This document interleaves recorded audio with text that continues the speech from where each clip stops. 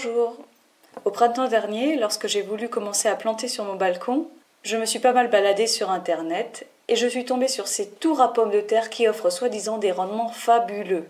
Intriguée, j'ai testé cette tour à pommes de terre sur mon balcon et je vous raconte ça maintenant. Début juin, j'ai mis à germer des pommes de terre bio du commerce dans ma cave pendant 3 semaines. Elles y étaient au frais, mais à la lumière. Elles étaient calées dans des boîtes à œufs. Fin juin, j'ai déposé mes pommes de terre germées dans un grand pot profond sur une bonne épaisseur de terreau. Je les ai recouvertes de terre également, je les ai arrosées. 10 jours après, les premières feuilles étaient sorties.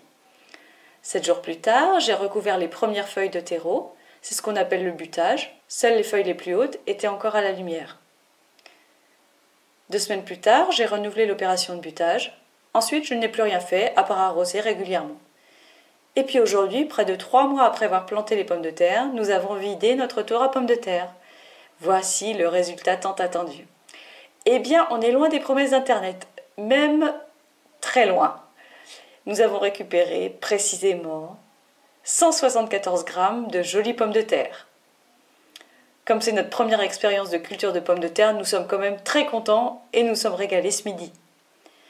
Après notre maigre repas, je suis quand même retournée sur internet voir ce qui explique notre minuscule récolte. Il y a d'abord, je pense, le fait que la terre n'était pas assez humide. Dès que j'arrosais, je voyais bien que l'eau ruisselait très vite sous le pot. En plus, il a fait très chaud cet été, le balcon est plein sud.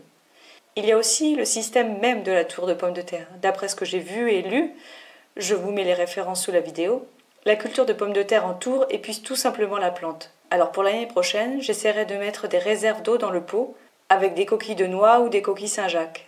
Ensuite, pour ne pas épuiser la plante, je me limiterai au premier butage et je laisserai ensuite les feuilles pousser comme elles veulent. On verra bien ce que ça donne. À bientôt!